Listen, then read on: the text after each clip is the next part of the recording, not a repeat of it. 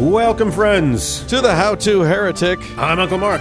And I'm Uncle Dan. And this is your user's guide to life on the outside. That's right. Leaving religion is the first step into a larger, better world. But it can also be a scary world. Things work differently now. Never fear. That's why we're here. We're your audio uncles. And with help from good friends and experts in all sorts of fields, we're going to share the stories and seek the knowledge to build a great life. After all, as you will hear us discuss at great length at the end of this show, you only get one that we know of, so you'd better make the most of it. Let's do it!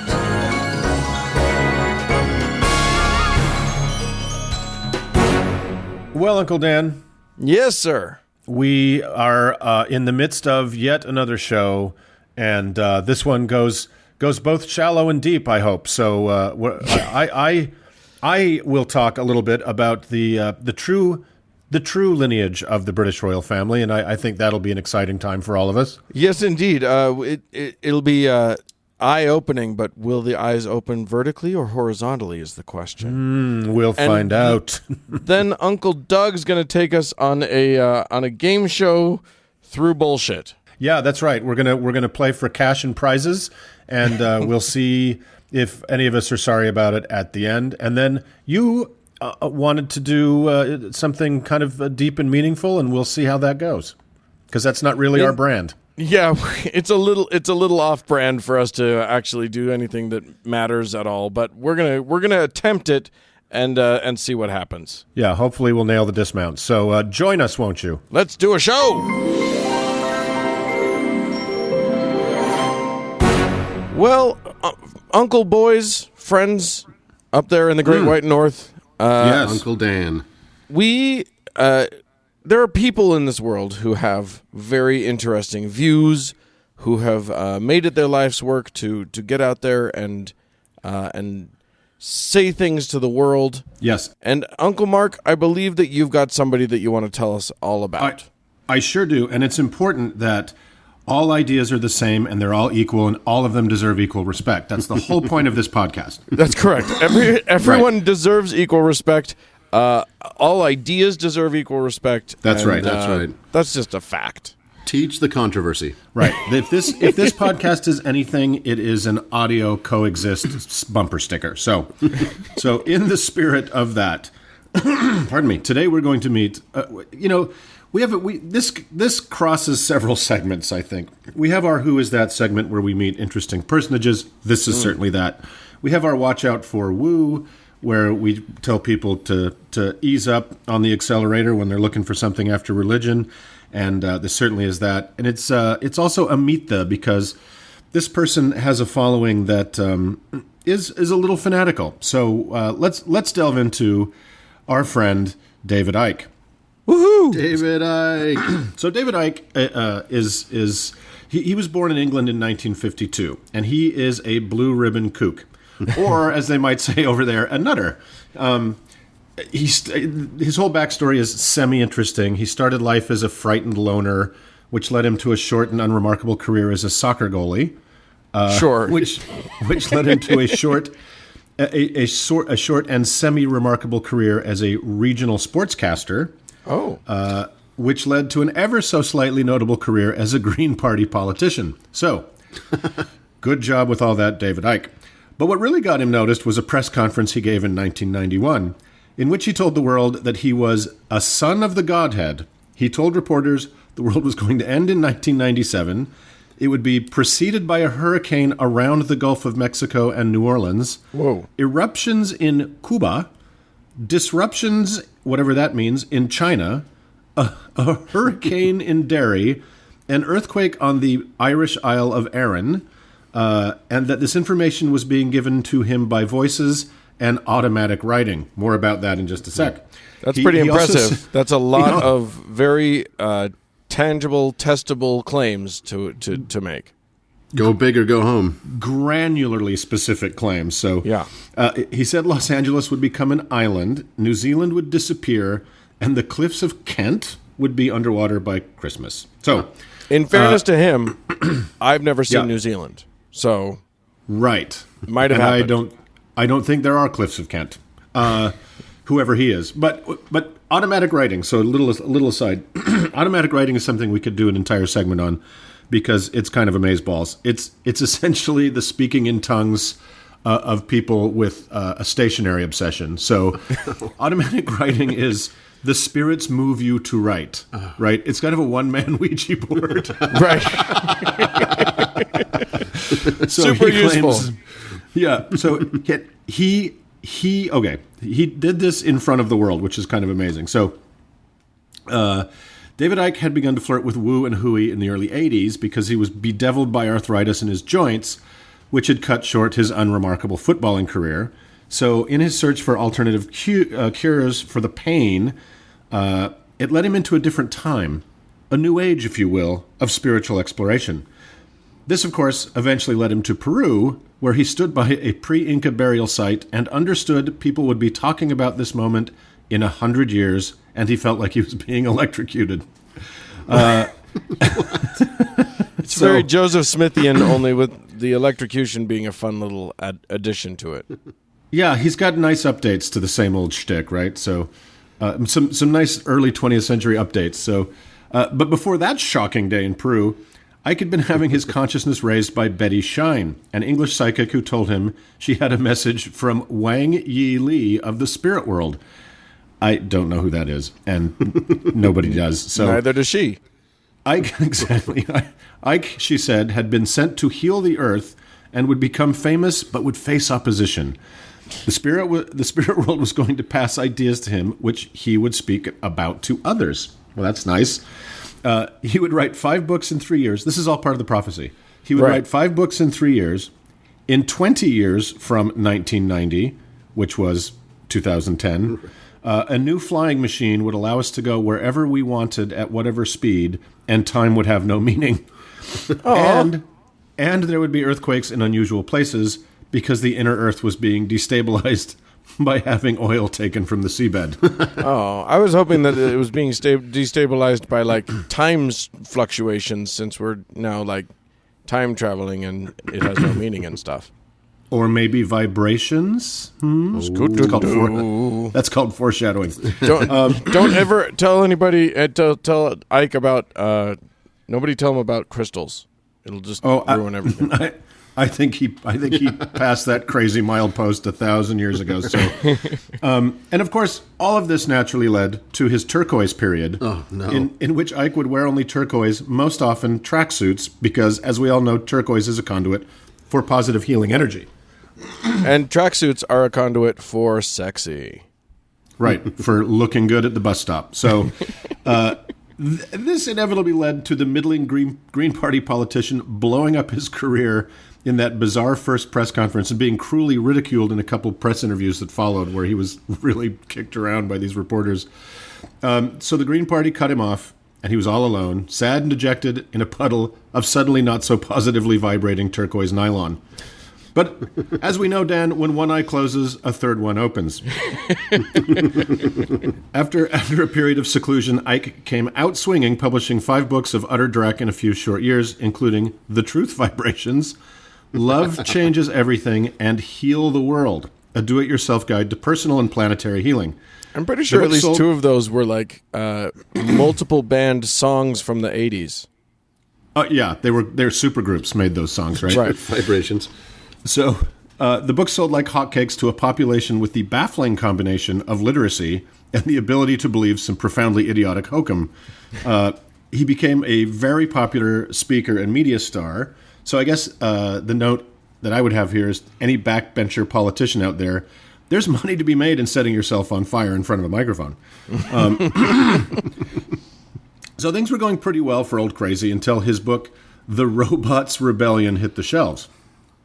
Dan, we've talked a little about a children's collection of Jew-hating propaganda called The Protocols of the Elders of Zion before here on the show. Indeed, we have.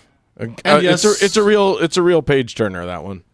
It's a real page turner, and we will do a full segment on that because it pops up in surprisingly frequent places, especially these days. But David, unfortunately, used it as a template for what would become his defining conspiratorial masterwork. When this shit. was pointed out to him, he immediately went into damage mode, replying, well, yeah. So, you guys, in brief, what is David Icke's definitive contribution to the field of vibratory philosophical sewer clogs? I'm guessing it has something to do with lizards. Warm. Yeah, I got nothing. All right, well, in brief, it is that an advanced race of reptile-human hybrids who vibrated here from the lower fourth dimension, from the 46 light-year distant constellation of Draco, which means giant lizard in Greek, get it? Lizard people, Draco, and used the artificially built rings of Saturn to transmit a series of holograms called simply reality through a resonant and hollow moon to Earth to control the media via such personages as Queen Elizabeth's late mother and Ted Heath. Which Ted Heath, you ask? The Conservative Party MP who served as Prime Minister from 1970 to 1974. That Ted Heath. Right, of course. It's the perfect plan. Exactly. With such blockbuster media figures like that, how can world domination be far behind, right? Right. Well, I mean, if you're going to use the moon as your conduit, go for the Queen Mother. That's what you really want. Yeah, and remember, it's a hollow moon. Yeah, and are we? I assume we're going to touch on some of these, but they vibrated here. Yeah, so when he was confronted about the problems of interstellar travel, he said, well, they don't have ships, they just vibrate. But in earlier books, he'd talked about their ships. So, all right. Yeah, it's evolving. I just like the idea that somehow, like, the sound that they all make as they talk to each other is just... Well, and they're actually controlled by higher beings in the fifth dimension. Because there's an infinite number of dimensions occupying the same space and time at all times. Are we in the third dimension in this narrative? I've not been authorized to tell you which dimension you're currently in. You're in the Canada dimension. So, back to our friend David. So using a salacious Russian imperial forgery that was made to gin up hatred against Jews in the waning days of an empire, desperate to keep the hungry masses from kicking in the doors and taking all the silver, as a bundt cake over which to frost a thick coat of conflating already maligned Jews with interdimensional lizards is perhaps insane, or a tad tone-deaf at best. But even some of Icke's critics, you'll be surprised to know there are many, defend him from the charge of anti-Semitism. And I think they're half right, mostly because Icke's, and I'm using air quotes here, philosophy is so dizzyingly incoherent and such a ticker-tape pastiche of everything that fell off the workbench of the entire human spectrum of religious invention. Here's one little aside. In one book, he says there was no historical Jesus, but that Christ is real and he loves him. In the same book. Nice. But that as he built his magpie's nest of bullshit, he's likely to weave in a racist twig or two as he goes. So let's talk a little bit more about that nest, shall we? Icke's a big believer in reincarnation, but big whoop, so's everybody's mom. His greatest hits are those involving the Archons, reptilian masters of the universe who appeared to humans as the Anunnaki. These were ancient Sumerian and Babylonian deities that Icke has identified as ancient astronauts. And as we all know, this is a bullshit beloved of people who think humans could never have built a pyramid or a henge. Well, it's the summary premise. It's the most basic premise that underlies everything that the History Channel currently believes in. That is exactly correct, and unfortunately the current works of Ridley Scott. So, so why did they come here? Why did these crossbred humans come here? And I think that's an excellent question. Why do you think, fellas? For the cheese.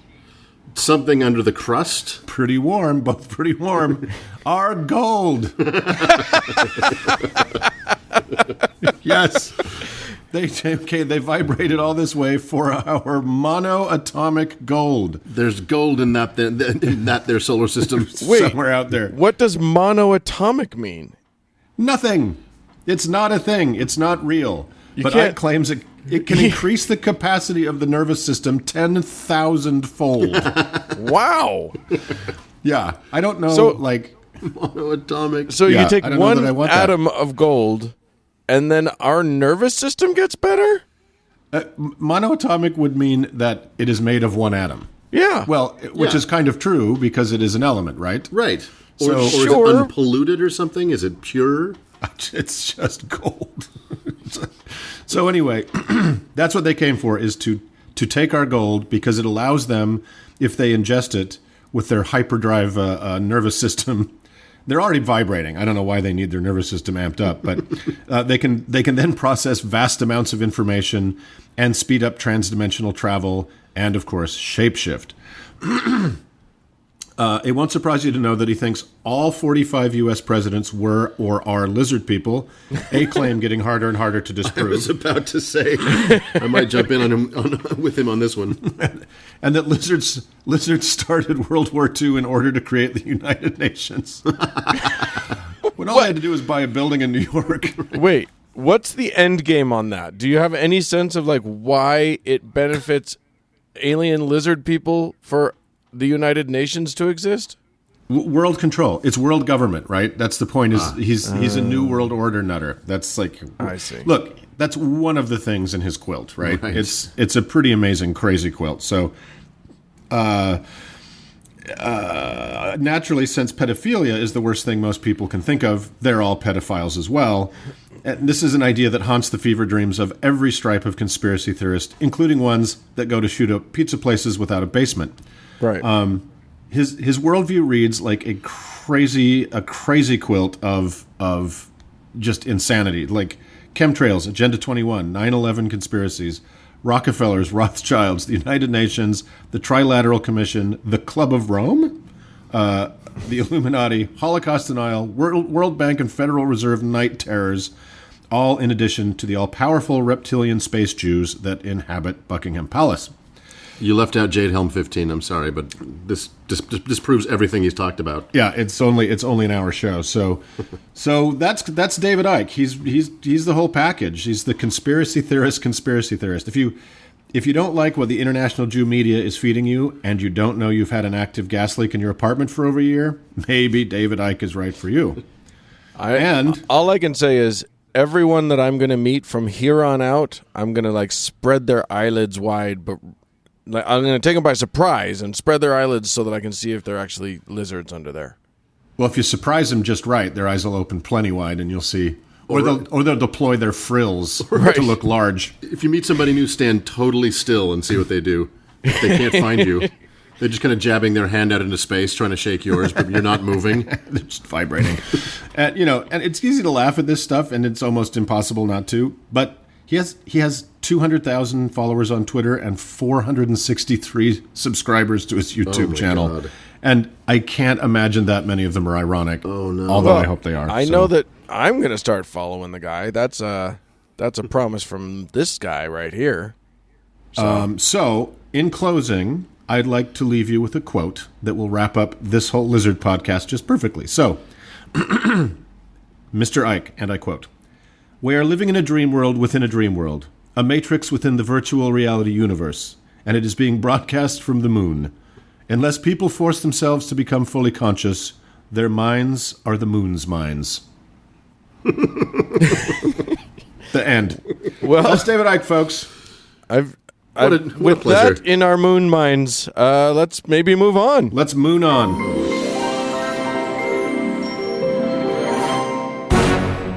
Well, Dan. Yeah. There are, as we've always discussed, lots of ideas out there, and some of those ideas are so cockamamie, they're so kooky that sometimes somebody comes along with a way to kind of put a little sugar with the medicine and help it go down. And Uncle Doug is famous for both sugar and medicine. He calls it medicine anyway. Right. Right. It is a form of medication. Sure. With a street value. So, Uncle Doug is here to introduce us to a new segment that might have something to do with a spoonful of sugar. Exactly. So, this is the second week in a row I've introduced a new segment, so this is kind of exciting for me. Don't get cocky. Don't get cocky. There will be no third week. Uncle Mark and Uncle Dan, any religion that has survived into the modern era is carrying beliefs, dogmas, and traditions that no one ever thought would have to stand up to modern biology, archaeology, physics, genetics, the internet. Therefore, these religions have had to develop ornate, not so convincing and often very silly explanations for their bullshit to make it palatable in the modern world. These explanations are called apologetics. Yes. Indeed. So today we're going to play a new game that delves into these apologetics that we're calling Square That Circle. Ba-ba-ba-da. So Cody is where you put in the crowd noises, the jingle, all the things. and studio audience. Perfect. Not for nothing, but I'm pretty sure that Mark and I just put in the crowd noises and the jingle. Yeah, So- Cody, cut those out and put in the good stuff. All right. So today's edition of Square That Circle is an all Book of Mormon edition. Oh. Wow, Why does the okay. Book of Mormon need apologetics? Yeah, I know. As you know, That's a recent one. They should the have Book of already Mormon known is- about some of the things. well, they should have. It's funny because when Joseph Smith was writing the Book of Mormon, a lot of the things he was writing were being disproven while the ink was still wet. Yeah. That's true. The Book of Mormon is chock full of anachronisms or bullshit. These are things that belong in a time and space other than where they're being referred to. So there's a vast amount of Mormon apologetics for these anachronisms, and most of the apologetics we'll discuss today come from a website called fairmormon.org, Yes. which, if you haven't spent time on that website, it's actually quite entertaining. Does anybody know? Look, any listeners out there? We have plenty of listeners in the Mormon spectrum. Does anybody know anybody who works at that website? That's a good question. I would love to talk to one of them. That just seems like the saddest fucking job. I knew a woman whose job in college, she was a photography major. Her job in college was to take pictures of stillborns at the hospital because parents wanted a picture, and she would like make the blanket look all pretty around it and kind of clean up its face. Oh my God. That was sad.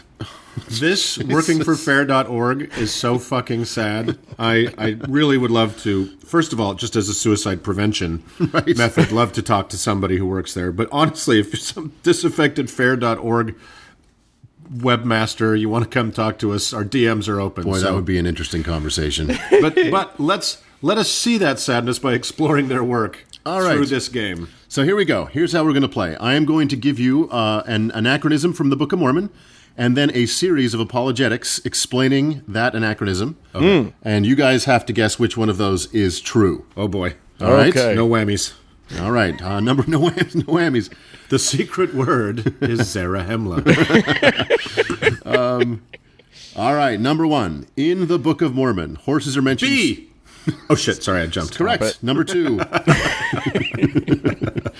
Horses are mentioned several times in the Book of Mormon. However, horses, as we know them today, were not indigenous to North America, and no evidence of their presence exists in pre-Columbian America because they were introduced by the Spanish in the early 16th century. So, how do Mormons square that circle?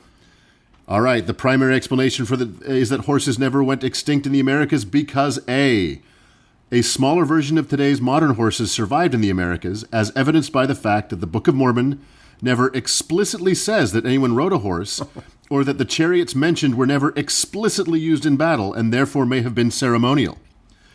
Oh, okay. B. So wait, that was the tiny horse, too tiny for actual use, and that's why we don't know that they ever existed. Explanation. That's right. That Do you tiny guys little horses. remember from like the 80s, maybe the 70s, the Chuck Wagon commercials? The little tiny Chuck I think Wagon. it was a dog food commercial. And it was all of a sudden, yeehaw! And a little cowboy would run across the kitchen. That's right. What was that? A little stagecoach Yeah. would go across the kitchen. So it's like that. It was a ceremonial. A ceremonial chariot. It was a Book of Mormon train set, is what you're saying. Okay. I like right. that. I like that one. B. The rich, highly acidic Mesoamerican soil destroyed all evidence of the smaller Book of Mormon version of the horse. Hate it when that C. happens. But it grows amazing coffee. C. Joseph Smith was merely translating the Book of Mormon, and so the word horse, although clear to us, could have been referring to other creatures that were indeed native to the Americas at the time of the Book of Mormon, such as deer and tapirs. Okay? D. Actually, lots of evidence has been found proving that horses were indigenous to the Americas, but it has been discounted or covered up by a scientific community bent on discrediting the Mormon religion. And finally, E. Oh my God, there's so many choices. There's no reason to believe that a small enclave of mastodons, horses, and giant sloths survived in some small corner of the Americas, which is where the narrative of the Book of Mormon found them, but that this enclave has simply not been discovered yet. Okay. I'm gonna. There's five choices. Okay. Sorry, you go ahead. You go ahead there, Mark. Well, there's 5 choices, and I'm mostly disappointed that there is not a 6th, which is all of the above, which probably is true. Dan, what were you going to say? It does seem like any of these, probably any and all of these have been used by somebody at some point. But what seems most likely to me is that they're going to tell us that it was actually an alpaca the whole time. So we're guessing. We need to guess what the right apologetic is, right? We're guessing what the fair Mormon apologetic is for horses in the Book of Mormon. What's your best guess? Yeah, I agree with Dan. It's going to be some kind of long-legged crocodile. Well, Mark, you were actually correct, and there is no option F. It's all of the above. Oh, yes. Is it? Okay, so the acidic soil? The acidic soil is one explanation. There's like several explanations for horses. It's like throwing chaff. It's like, well, they were small horses. They disappeared. They were tapirs. The soil dissolved the bones. Oh my God. Locusts. Yeah, so Doug, just describe for our listeners who live above the equator what a tapir is. A tapir is, if anyone's seen the opening sequence of 2001: A Space Odyssey, they're the weird little tiny, like knee-high, like proto-elephant-looking creatures. They're just like pigs with long floppy snouts. It's a jungle pig. It's a jungle pig. It's a jungle pig. Yeah. So clearly that's what Captain Nephi rode into battle. Captain Moroni rode into battle was a jungle pig. Yeah. Right. And a little one at that. But you know what? These Lamanites, these former Jews, they were little. They could write a tapir if they needed to. And I love that, where this is said to have taken place, a lot of the story is Central America, right? Right. Which is replete with archaeological finds. Like, Mexico had, 7 pre-Columbian? Replete with archaeological sites and archaeologists. Yes. Right. Yeah. Constantly digging. Right. Finding everything but substantially bodied horses. Okay, great. Well, okay. There is that 12-foot by 12-foot stash of thousands of horse bones that they just haven't been able to dig up yet. They just didn't. They just haven't found that enclave yet. One of these days. Okay. If they find a tiny chariot for like a cat, I am going to pee my pants with joy. That will make me so happy. All right. So I'm not going to cheat and have all of them be all of the above. That was kind of sneaky. So in the next one, only one of these answers is true. Okay. So number 2. Come on, baby. I need that money. In the Book of Ether, the Jaredites talked about their elephants and how they were the most useful of all the animals. Of course, elephants have never been indigenous to the Americas. So how do Mormons square that circle? A. In the climactic battle that destroyed the entire Jaredite civilization, it is likely that not only were all the living elephants killed, but theirs and their predecessors' bones were converted to weapons, as there would be nothing more useful for that purpose at the time. In fact, elephant bone weapons would be a striking technological leap, but the conversion would likely make their future identification difficult or impossible for modern-day archaeologists. Okay, great. Yeah, because every single bone of every single elephant was weaponized. And not only that, we found clear. I mean, because even at that, we would have found like evidence of bone weaponry, but apparently we didn't. I got nothing on that. And while I am very, very, I'm leaning towards that being the true apologetic, it doesn't take into account that it doesn't matter what shape you put an elephant's bone into. There are these little things inside of it called DNAs that reveal what animal it came from. Look what I found. It's a club. Put it back. We're looking for elephant bones. Exactly. Right. Okay. B. Given the density of the Mesoamerican jungle, it is likely that the Jaredite elephants never moved inland but spent their entire lives near the shores. Therefore, their remains would have been totally obliterated by tidal forces. Oh, sure. Right, because that's what the ocean does. Is there's no fossils in the ocean. There are no bones in the ocean at all. Well, I don't know. You guys have heard of an elephant graveyard, right? It's just that Mesoamerican elephants liked to die in the sea. Right, in a part of the sea where their bones haven't been found. Walk out into the waves, sort of as far as their little trunk could snorkel them, and then they'd just die. You're warmer than you know, Uncle Dan. I love how many fucking things have to happen for that apologetic to work. The jungle was too thick for an elephant. Elephants who live in Thailand, right? Right. Exactly. The jungle was too thick for an elephant to walk through it. Great. I love it. All right. C. Clearly, we're talking about domesticated mammoths here, guys. Why are you being such dicks? D. Elephants are known for their long memories, mostly because they make astounding journeys to die in their own burial grounds. Once the Jaredites had gone extinct, the remaining elephants could have found their way back to Asia via the Alaskan ice pack to return to their kind. Shut the fuck up. Leaving none behind, nor any remains. So even in old age, none of them died of accidents or disease, right? They just, at a certain time, they were just like, well, time to walk back to Asia. Yeah. All 3,000 of us that are the only ones that have lived this whole time. Right. Okay. One of these four is the true apologetic for elephants in the New World. All right, so say them again. The first one was... the climactic battle, they turned their bones into weapons. Yes. They lived along the shoreline. They were domesticated mammoths, and they wandered off after the Jaredites were wiped out. Now, before we get to the actual answer, can I just ask you, Doug, did you make up all of the other ones? 3 of these I made up myself. It goes to show, like, the apologetics game totally is just... Heyfair.org. Right. If anybody's listening. Why is nobody hiring you, Douglas? You've got this. This is an easy thing for you. Oh fuck! It's too easy, unfortunately. I don't know which one. Just because I like the hilarity of the scale of the project, I'm gonna go with every metacarpal and vertebrae and ear bone was turned into a weapon. I like that one too. Although I'm gonna go with the one that jumped into my mind the second you mentioned elephants, which is they're all just domesticated mammoths. Dan wins. Oh, it does not say in the Book of Mormon that they brought the elephants with them. So therefore, when they got here, they domesticated mammoths and put them to use. And another time we'll talk about the mode of transportation they brought their animals with them in. And an elephant would be hilarious. All right.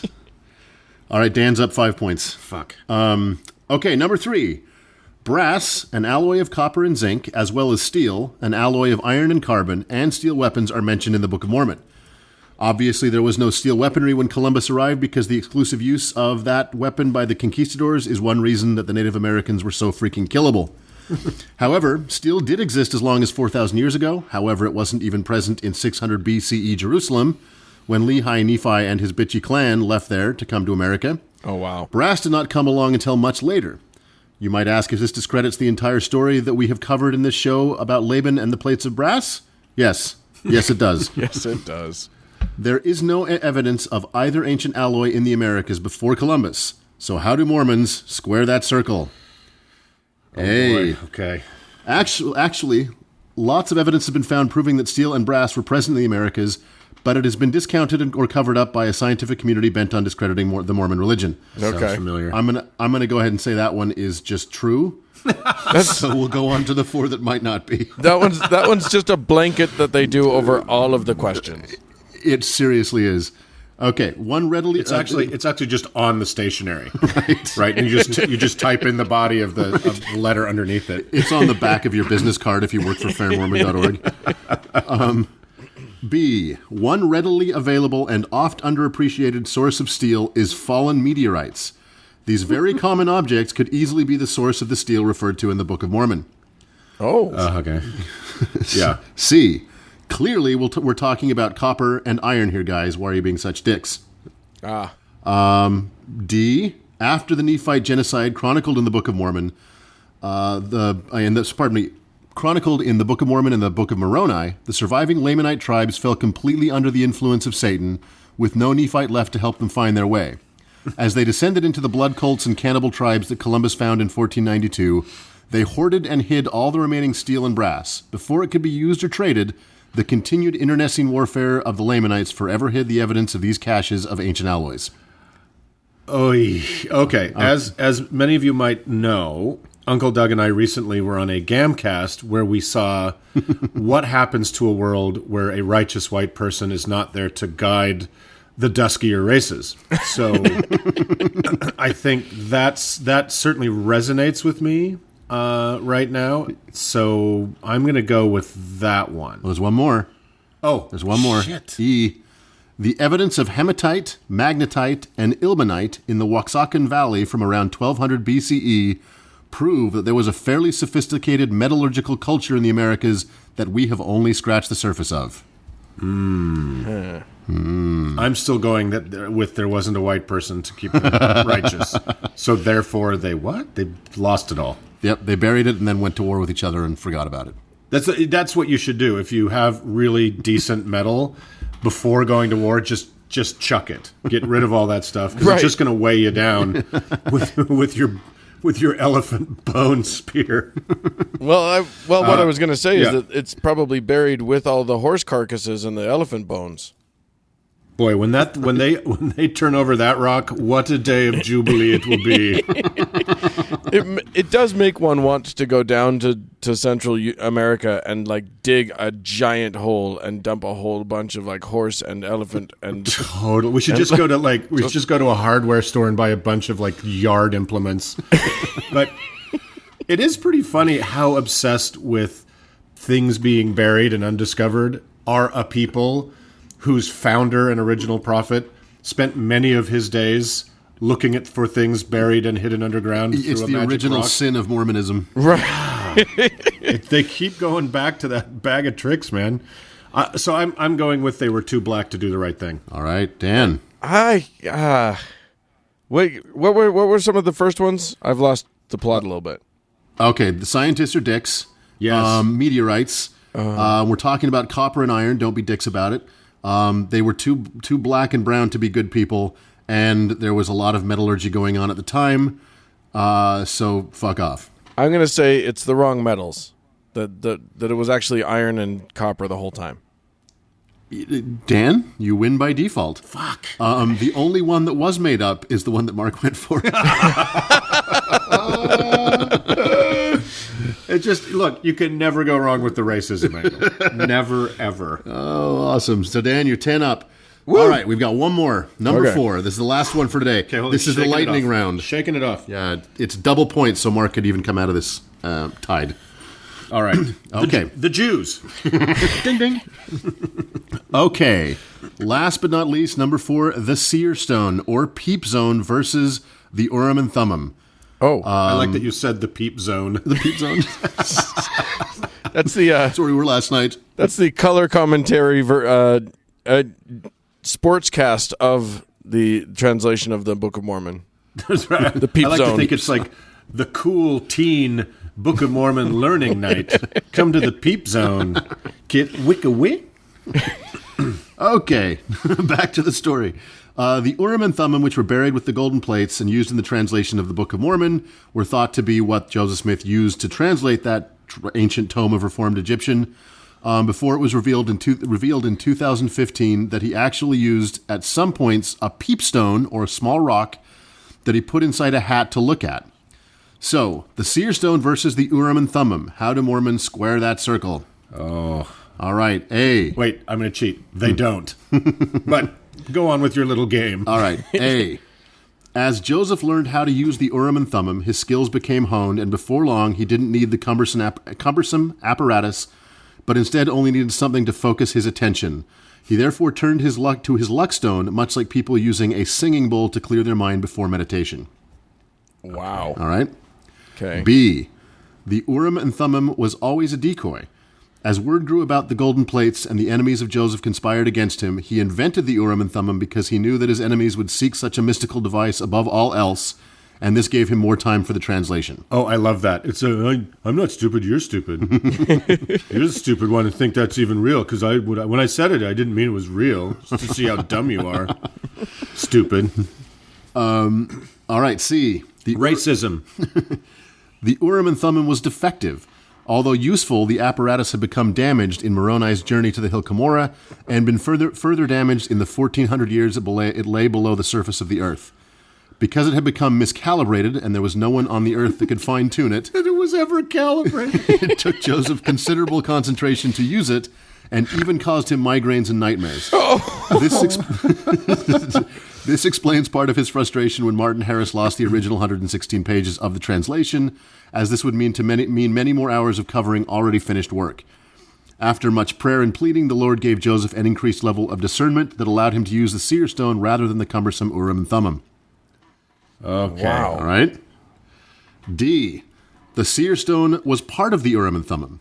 Although vague in its description, the stones that made up the eyepieces of the Urim and Thummim were not opaque or clear, but solid stone.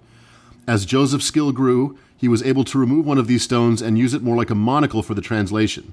This enabled him to stay one step ahead of his enemies while he finished the translation. As was the fashion of the time. It's the Mr. Peanut theory. Wow. Okay, so in brief. Okay, well, there's one more. E. The translation of the Book of Mormon was always miraculous and inside Joseph's head. The vehicle of the translation matters not at all. It's the fruit of the effort that matters. So, I like fruit. in review, he got so good at it, he didn't need it anymore. The whole thing was a decoy. It was defective. The seer stone was part of the Urim and Thummim, or it doesn't matter how he did it, just that he did it. I like the last one because the last one's just shut up. It could be summed up as just you didn't do it right. Shut up.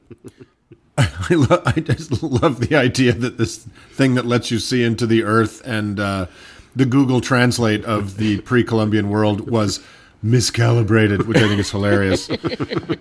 I'm going to go for all of the above. Okay. Dan? It's just, I mean, that does feel like a cheat, but I'm going to let him get away with it. I'm going to go with the second to last one. What was that one? It was part of the Urim and Thummim. Yeah, and he just took it out and used it kind of as a remote piece. I'm doing that one just because I always heard, because even when I was a Mormon, I had heard of both of the things, and I always just conflated the two. I always just thought that the thing, the peepstone was what the Urim and Thummim was. Okay, I'm going to let you guys into a little secret here.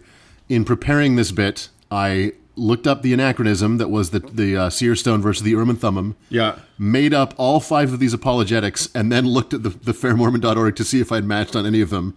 And I did not. They're all really? fake. Really? Fake, yep. Well, that's fucking shitty. I was going to take the square here. The closest one is that he became so good at it he didn't need it. Right. But it never it just was like, well, it was this and then it was that. Oh, God. So all of those are fake and made up. Wow, that was a cheat. That was a cheat. So now listeners might be interested to know that this is a recent apologetic, correct? 2015. Yeah, 2015. What we all believe, well, I never believed, but believers believed that it was a giant pair of spectacles, right? Like attached to a breastplate. Somehow attached to a breastplate that was 3 feet wide. Right. And that he put the whole breastplate over his head? No one knew. I never saw it depicted well in the...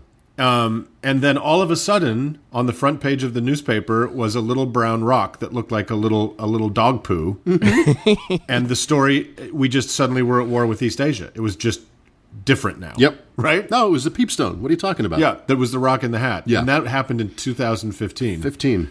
And part of that was kind because of nutty. Part of the reason that all came to light was because there had been these underground rumblings for decades about, but we know that Joseph used these peepstones. He talked about it. We have these little, references to it all throughout these writings, and the church had just quietly ignored that for as long as they could. And then the internet came along and tried to ruin everything.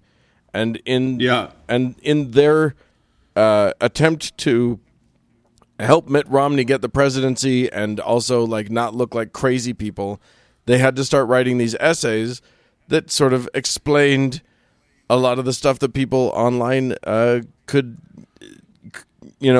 revealing, and that's when this rock came out. That's when they trotted out the rock. Yep. This little milk dud that appeared in the newspaper, and I think it's a jade egg. Actually, I think if you put it in your poos, They should have watched it. I think. I don't think they're helping. It's funny. I don't know that they're helping. I don't know that there is a way out. They're damned if they do. They're damned if they don't. Yeah. If they continue along the road of just it being an insane, weird lie, or try to explain it away, I don't think there's. I mean, if I were them, I wouldn't explain it away. I'd just say, "Fuck it. It's a breastplate with it is what it is. Suck it up." Yeah. Well, I mean, if there's boys, one thing that we can is, learn in modern times, it's that all you have to do if people claim that they have proof that you're not telling the truth is yell the words "fake news" as often and as loud as you can, and then you win. Right. Yeah, no shit. That should be the name of our game. So anyway, Doug, Square That Circle was a lot of fun. Well, and if I'm not here next week, you'll know that I sent this on to fairmormon.org and they called me back. Yeah, exactly. All right. Well, Thanks, Doug. Best of luck with your new life, Doug. Let's move on. Moving on.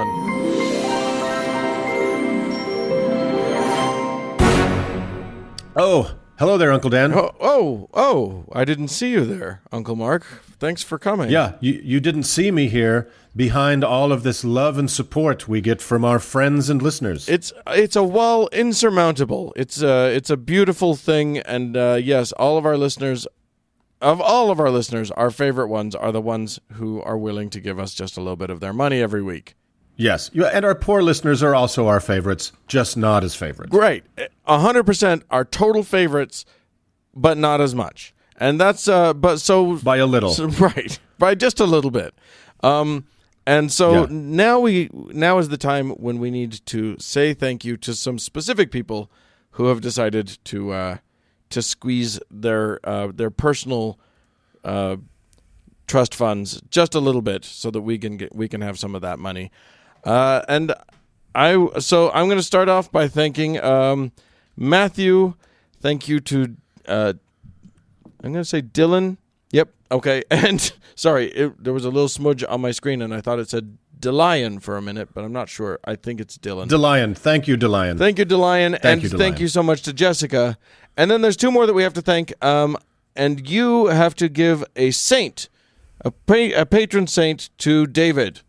David, thank you so much for your support. That means the world to us, and therefore we beatify you with Saint Minerva of Canterbury, who is the patron saint of front-lacing corsets and commemorative wooden fraternity paddles. So congratulations. I think you'll really enjoy that saint. Yeah, that's a very what a treat that is for you, David. You're very, very lucky.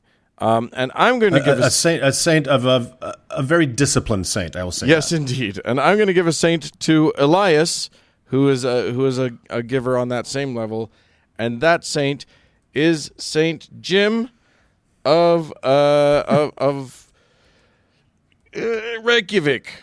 And Saint Jim of Reykjavik is the patron saint of very shiny metallic stickers, truck nuts, and dangling foliage. So foliage, and that means foliage that is pointing downward. Yeah, anything that comes from above and falls toward you, which are, as we know, is the best of all of the foliage.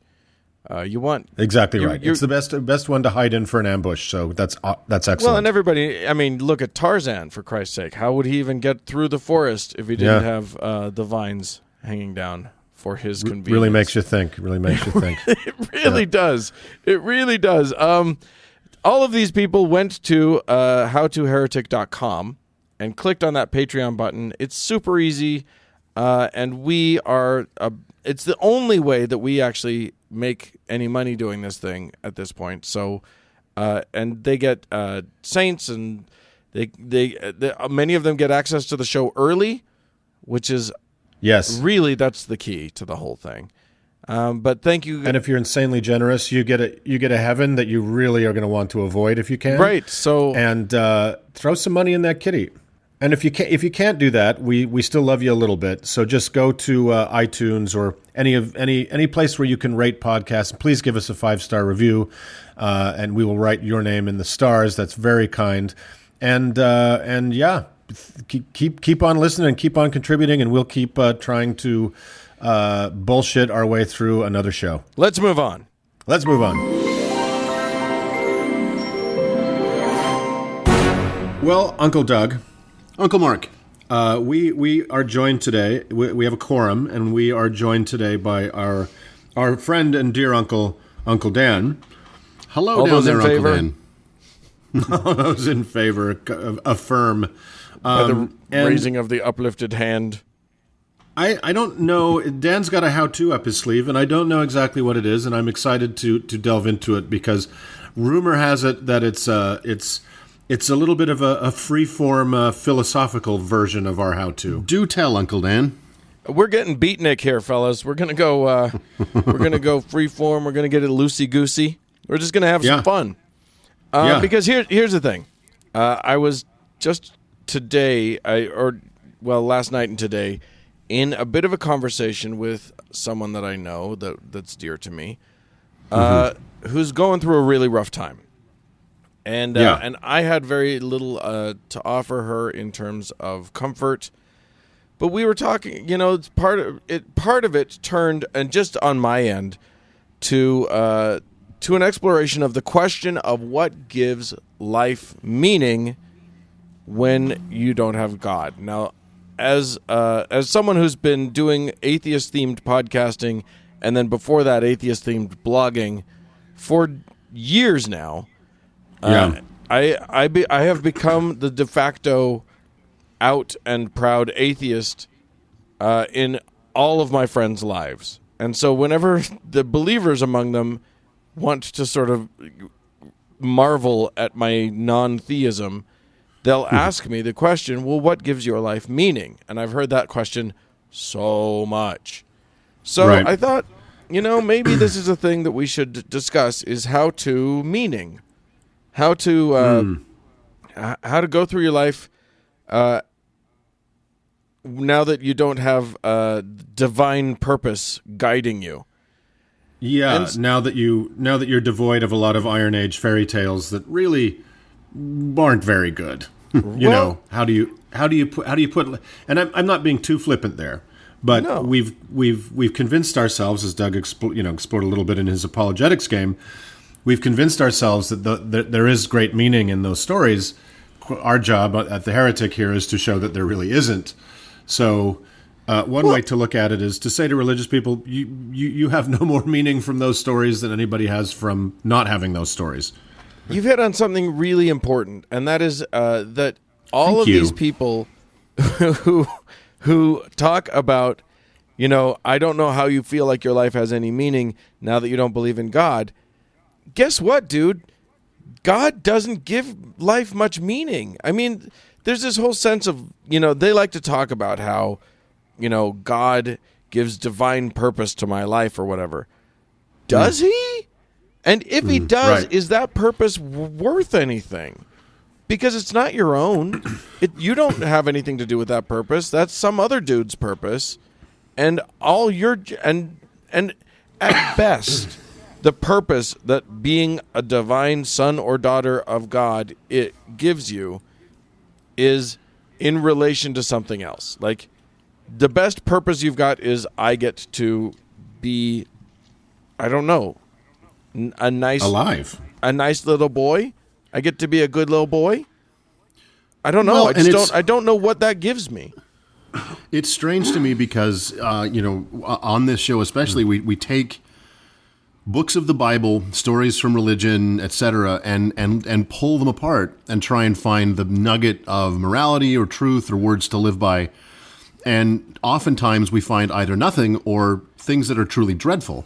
Right. And so for some strange reason, it's incumbent on people who don't believe in any of these fairy tales to come up with the meaning of the universe when it's not incumbent on the people who say they have the meaning to actually reveal it.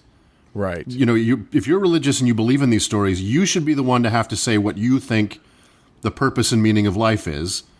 And, it shouldn't be incumbent on people who don't believe in the fairy tales of Santa Claus and the Tooth Fairy to have that. I think it's a strange reversal that we're the ones who are thought of as not having meaning when it's really we're the ones who spend our time examining that meaning and ourselves far more than most religious people do.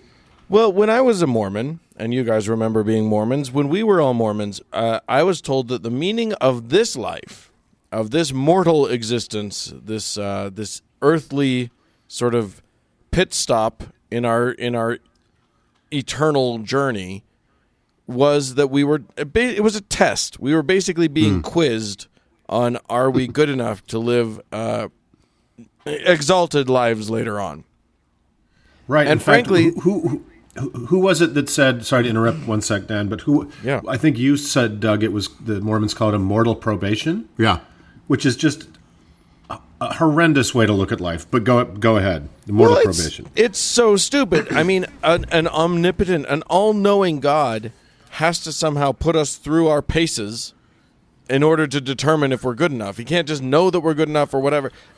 First of all, that I find a deeply unsatisfying answer to the question, what is the purpose of my life? Like, if the purpose of my life is, can I be good enough to pass this test? Right. I find that deeply unsatisfying. I don't know about you guys. I would go you one further and call it very unfair, because the consequences of screwing up are eternal. Right. If I take a bad turn, or I have a bad week, or I do something bad to somebody, and before I can atone for it or whatever, I die, I'm fucked. Right. It's such a rigged test. And it's so rigged that, like, not only are you fucked if you don't do it right, but you've been created in such a way that you are fatally flawed on all of these points, and somehow you have to overcome the manner in which you were created, and be better than the creation of the person who created you, who is also the person conducting the test. It's ridiculous. It's as Christopher Hitchens says, what kind of loving God creates you sick and commands you to be well? Right. Right. So I think that, and I've observed for years, growing up unhappily in Mormonism and just wanting out, I observed all the people around me. And, my incredibly dysfunctional family, my, relatives, the people in my community, everybody was a fucking Mormon, right? Everybody around me. So, but I observed what they thought was meaning. Meaning to them was obeying the fucking rules. And I think they mistook the deep philosophical search for truth and meaning and the struggle. They didn't want that. What they did was they stuck to a bunch of rules, and they thought that's what meaning was. And if you look at their individual lives, if you look at the individual lives of these believers who say that they've got so much meaning from their belief, it doesn't look like they have meaning from their belief. Statistically, they're no better off, if not worse, than any atheist or secular population in but not terms only of that, happiness index, etc. Right, but not only that, if what's giving you meaning is your belief in God and your relationship to God and your belief, your relationship to your set of dogma, then shouldn't every bit of your life be devoted and dedicated to that? If that's the only thing that gives you meaning, why aren't you out proselytizing for the rest of your life only? But no, they're paying their bills, they're driving their kids to work, to soccer or whatever, to school, they're going to work, they're shuffling papers around. It's clearly not what they're saying it is. The thing that's giving them meaning is not the thing that they're actually that they're believing is giving them meaning. So, and this goes to one of the most common tropes that you kind of encounter as an atheist talking to religious people, and it's you guys will recognize this instantly. It's, well, if you're an atheist, why do you get out of bed in the morning, or why don't you just kill people? Which and we've all encountered that many, many times. And the easiest answer to that is, you mean you would if you didn't, if you were not a religious person, is that what you would do? Of course not. Right. It's just, but it speaks to an insecurity about that, right? Like that question says everything about the questioner and nothing about you or me. Correct. Right. What in the world? How close to the jagged edge of a killing spree are you at any moment? Right. But the Sermon on the Mount somehow stops you. Exactly. Right? Or something in the book of Ezekiel prevents you from just fucking running amok with your dick out. Like, Absolutely. I don't.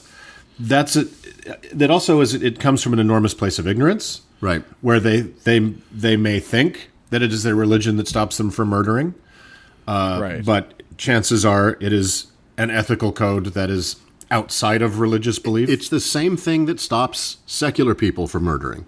It's a terrible thing to do.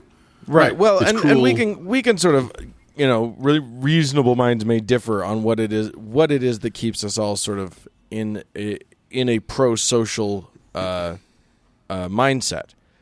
But I do want to talk. But it does seem to be just a function of being a human rather than a function of being a human with a magic heavenly daddy. Right.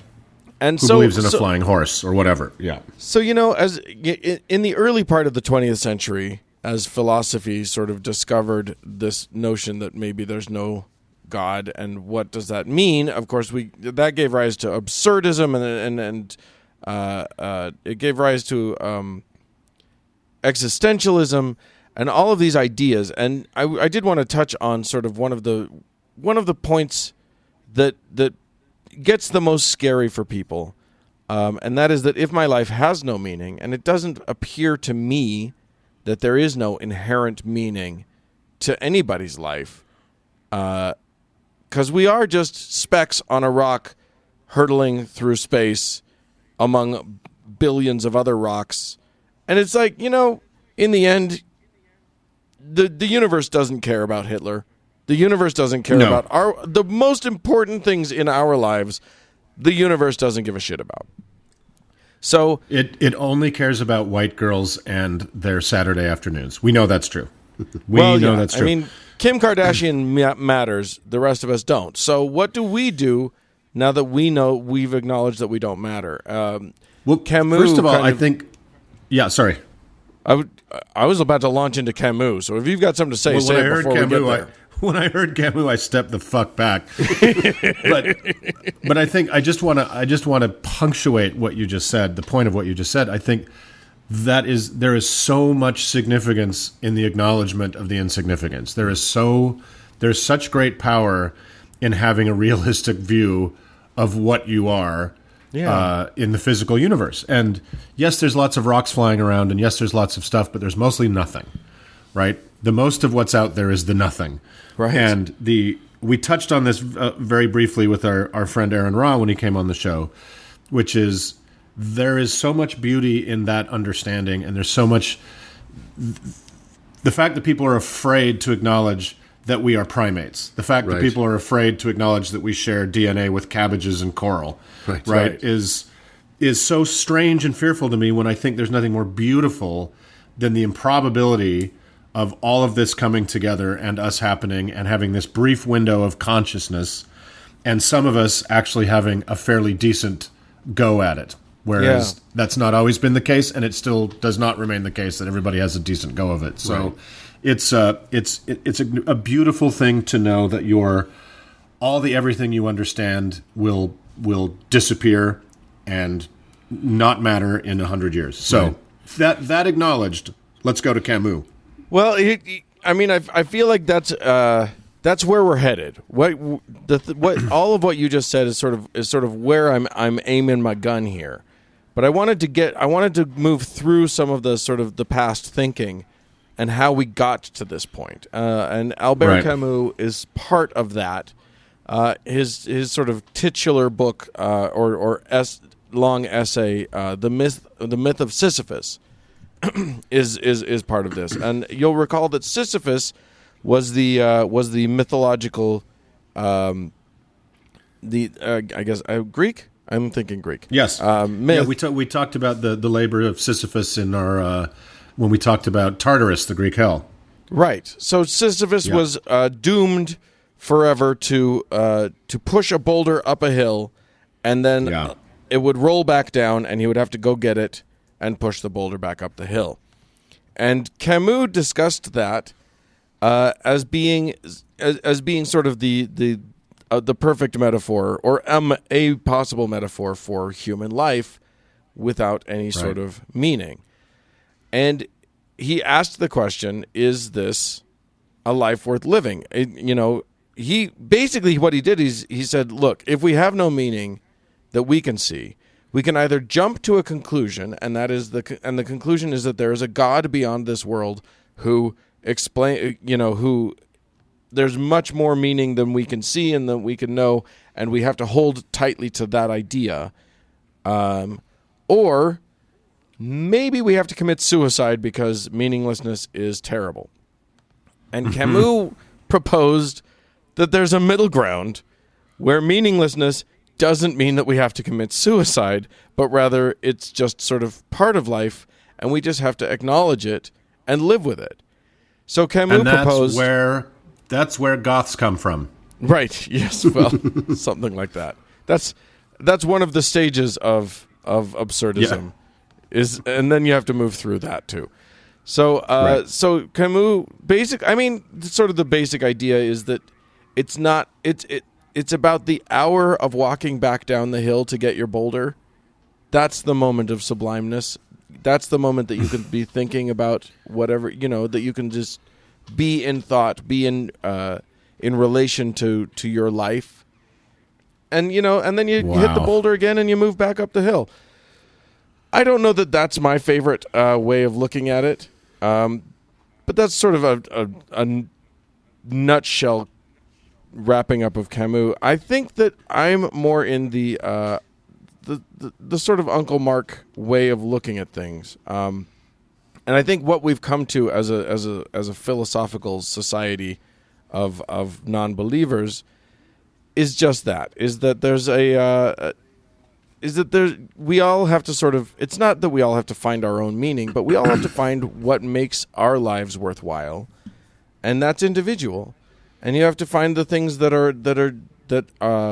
mean something to you. It's not what gives your life meaning. It's because your life honestly has no meaning, or that could be a thought. But it's what gives your life purpose, and it's what makes you happy.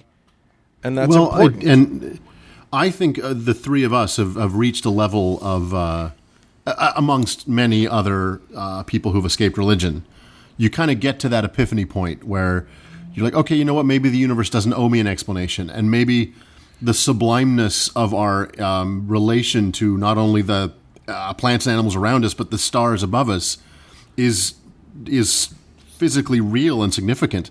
But what we're contending with people who are just leaving religion is, imagine if you grew up and believing that Santa Claus was real, and you believed this into your adult life. Right. And so there was a judge who was rewarding good behavior and punishing bad behavior. He was the source of good things for you. You persisted in that belief into your adulthood. Imagine the psychological damage. I mean, it's hard enough for 8-year-olds to dispel that myth, right? Yeah. It's hard enough for them to let go of that and kind of embrace a much larger and darker, potentially darker worldview, that there is no big judge out there. And that it's their parents giving them, their imperfect parents that give them gifts once a year. I love that it's just a little aside, that's disappointing. Right. Oh, it's just from those assholes. But see, that's the funny thing. Presents. That's what's so crazy and it's disappointing to adults when they leave religion that there's not a larger force out there judging, and because that's comforting in a very dark and sadistic way. So, people have to let go of that, and it's hard to let go of it. It's been programmed into you. Yeah, exactly right. Like when you just sit there and think that there is nothing between us and the cold fucking vacuum of space, but what, a mile and a half or a few miles of gas. Right.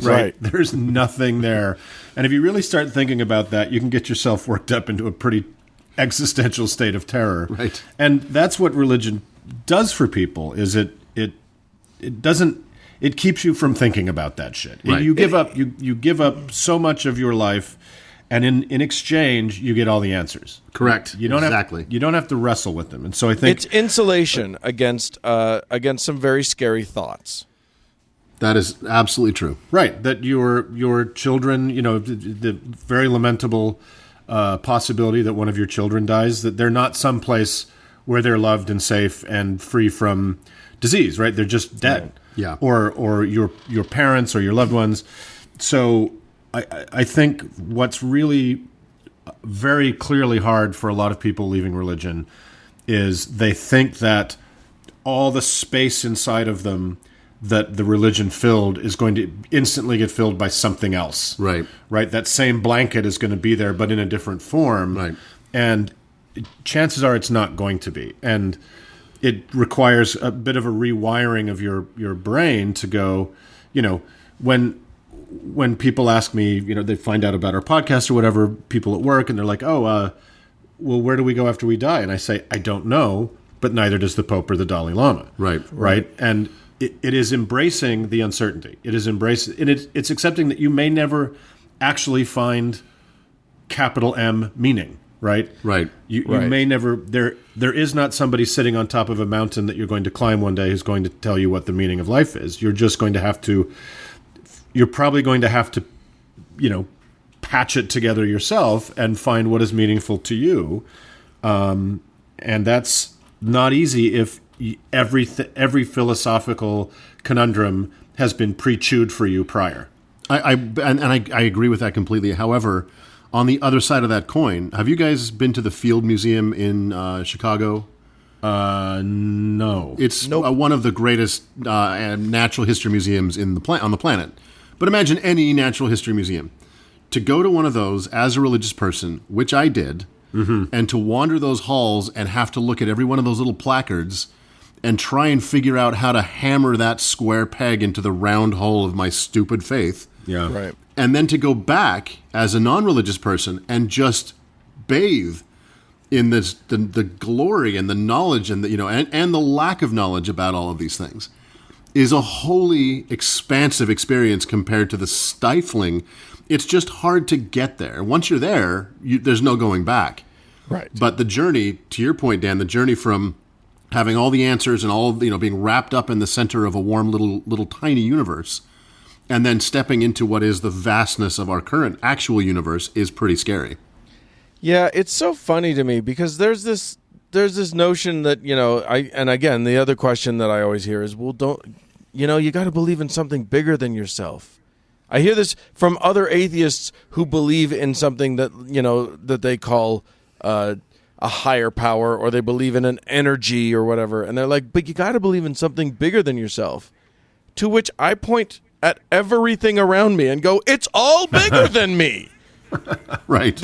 Point at the mountain, sun. That's there. The sun, everything's bigger than me, except the things that are smaller than me. But, I just don't understand why that's none of it's a necessary thing. It is possible to just look at the world, at the universe, at the physical reality around us, at the natural order of things, and say that's enough. That's plenty. Yeah. We don't need any more. That's more than enough. Yeah. And to encounter it as it is, with all of the ugliness, while there's gorgeous beauty everywhere, and that's what I seek out because I enjoy it more than the ugliness. I love flowers, and I love a mountain walk, and I love a lake in the spring. And, but I still acknowledge the existence of wasps that drill into people's eyeballs and murder them. You know what I mean? Like, all of this stuff exists at the same time. And all of the things that we love could be gone tomorrow if an asteroid hits. And that's all. The universe it's neutral. The universe is completely neutral. And it's funny, I was having a very nice chat with an older friend of mine the other day that I work with, and he's kind of an Oprah Winfrey, 800 thread count general religious person, right? The kind of, Buddhism's good, Jesus was nice, not really getting into too many details. Right. And the question of God came up, and he said, well, can't God just be in the earth and the trees and all around us? And I was like, sure. Right. It can be anything you want. Yeah. We all make it up. It's all made up. Right. What you just said is as valid as 2,000 plus years of Catholicism. So you do you. Of course, if that gives you meaning, God is in the rocks and the trees. Sweet. Right. But all you're doing is just relabeling things. You're just relabeling things. You're just taking a bunch of rocks and trees and stuff that are already there and then saying, well, there's God. Well, okay. Right. But that doesn't mean anything. It's still rocks and trees and things.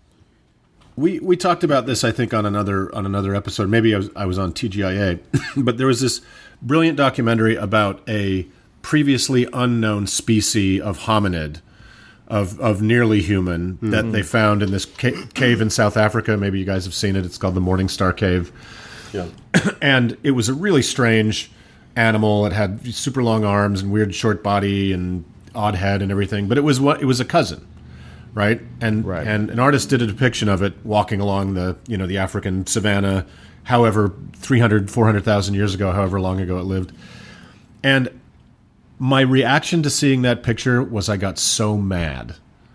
I got so fucking mad at all of the effort that every living fucking thing put into staying alive and reproducing so your stupid Christian ass could be on the earth in 2018 going, everything happens for a reason. Like the randomness, the struggle that creature had to eat, to live, to survive, to understand, right? With a nearly human mind, to understand what was the natural world around it, is just fuck him, right? Fuck them. They didn't exist. There was a flood. That's all I need to know. It's the arrogance of putting us, and by us I mean God, by putting a human mind, a human intelligence at the center of every philosophical question of the universe. Right? It's God. It's God. It's a man, but a Superman. It's such a cop-out. I agree. That's a really great way of thinking about it, is that we owe it in some degree to the mud skipper, 1.5 billion years ago that first drew oxygen into its proto-lungs. That directly led to us. We owe it to that little fucking thing and the weird long-armed hominid to be real and smarter and to use this enormous brain we have been given. To not be an idiot, and to not take the simplest possible answer that there's a wizard in the sky who makes everything, who takes babies who died and puts them in an eternal nursery. It's just as a personal idiot, I'm going to dial you both back and say I don't think we owe it to anybody to do any goddamn thing. Those mud skippers are dead. All of that, evolution doesn't have any meaning either. We're just here.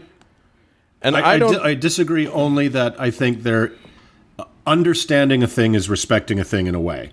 And I think it's understanding the enormous, the oceans of time and fucking and eating and everything that placed you in this place.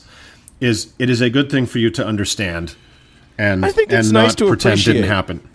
But here's where I'm coming from. One of the things that I wanted to get to that is just sort of has become almost the entirety of my personal philosophy at this point is simply this. I know where this life. I know like two things about this life. One, that I'm doing this it is right a testimony. now. Right. And two, that it's going to end. And I know that. I know that I'm going to die. And there's an end point, and whether that's tomorrow or in 40 years or whatever, or in 130 years, depending on how I do, it's still coming. So my whole thing, and this is sort of what I told my friend online, in this little conversation that started me thinking this morning, which was, look, all I got is this life, and she had asked me, is it worth it? And I said, I don't know if it's worth it. I don't, in terms of all the positive things in my life versus all of the pain and the suffering in my life, in some sort of mathematical calculus of what isn't, did it come out on the plus side or the minus side? I got no interest in that whatsoever. All I know is I've got X amount of time. I don't know what that X stands for, but I know that it ends. And I know that I can just take as much of that as I can and squeeze as much juice out of this life as I possibly can. So I am going to jump out of some airplanes, and I'm going to hike a mountain, and I'm going to see as much of the world as I possibly can, as long as it appeals to me. And I'm going to fuck a bunch of people, and I'm going to love a bunch of people, and I might get into a fight or two. And I'm just going to try life, and I'm going to keep trying it until I'm done. and until you fail. Yeah. Well, I've failed plenty. I fail constantly. I am a constant failer. And it doesn't... I mean, until you fail at staying alive. But yes, I get you. There's that. But I mean, I love the idea of failing, because the truth of the matter is that one of the things that is so great about not believing in a God is that the failure doesn't matter. I can fail at everything. I can fail 100,000 times, and the trying might be the fun part.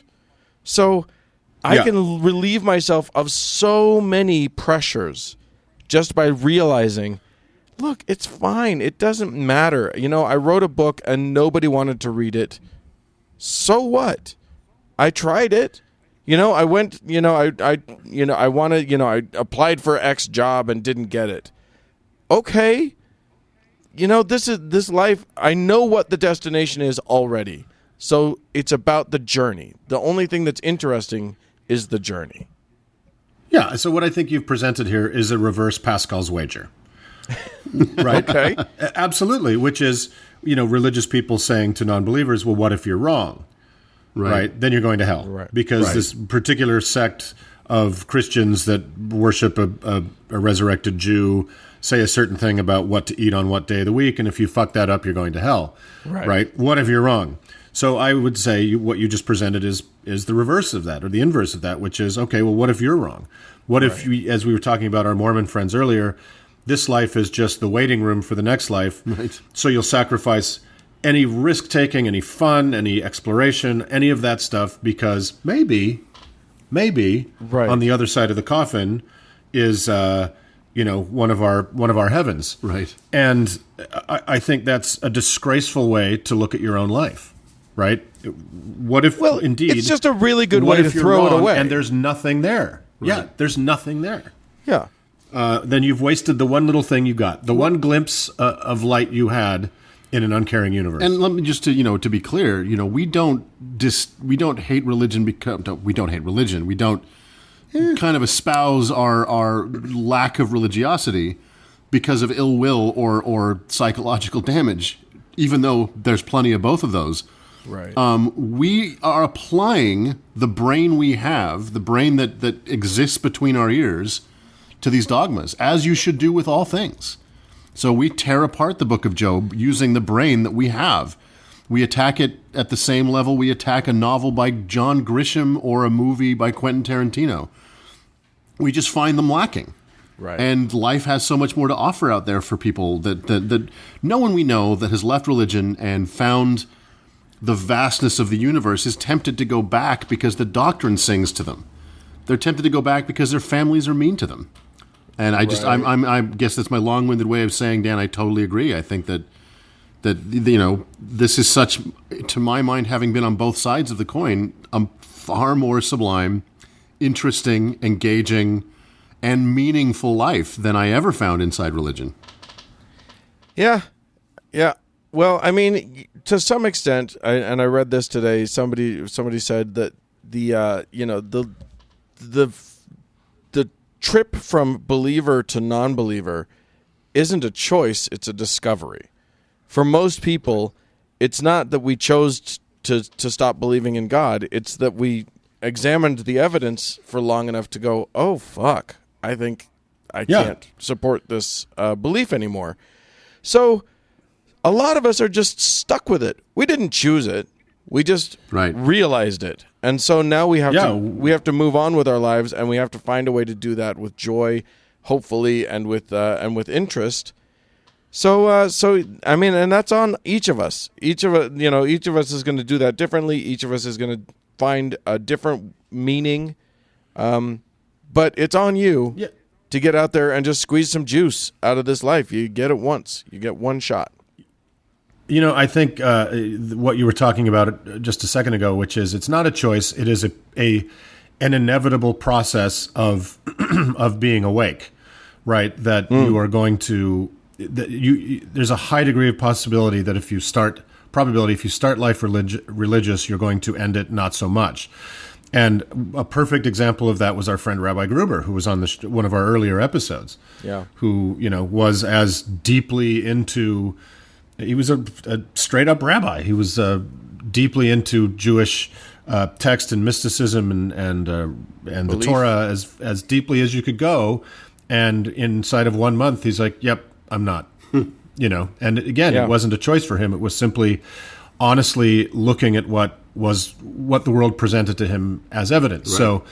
So, but in that transition, for a lot of people, there is a lot of fear, and I think you're exactly right, Dan. It is just eat what fruit you can while there's fruit to be had, and make hay while the sun shines, because at some point, the sun's going to stop shining for you. And and also let's embrace not forget, that. I think that's great. I want to sort of close this out because I think we'll need to revisit this topic many times. But I do want to sort of end with the notion, with the declaration, at least for myself, because I can't speak for everybody, as much as I want to try.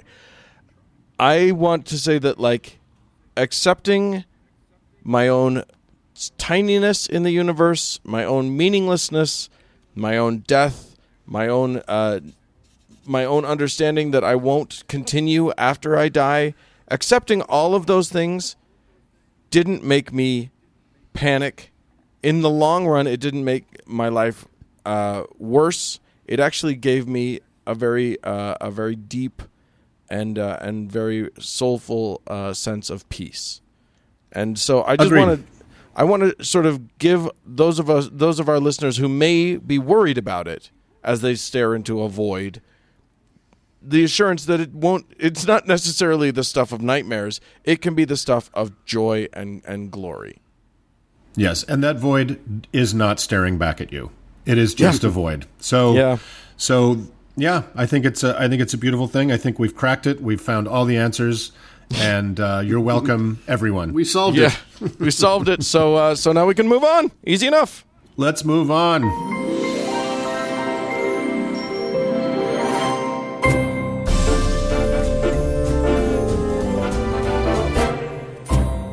Well, friends, that's it for this week's show. Hey, we'd love to hear from you guys. Go ahead and send us an email if you want to, howto@howtoheretic.com. Or if you have found any meaning whatsoever in anything, leave us a voicemail at 903-88-HOW-TO, which is 903-884-6986. I am also on Twitter at howtoheretic. And in spite of your protestations, I do man the Facebook site, and it's okay. It works sometimes. Yeah, it's very occasional. Yes. Thanks so much to all of our patrons. And thanks to Cody Layton for editing the show. And thank you, dear friends, for tuning in. We sure do appreciate it. Thanks, friends. Bye.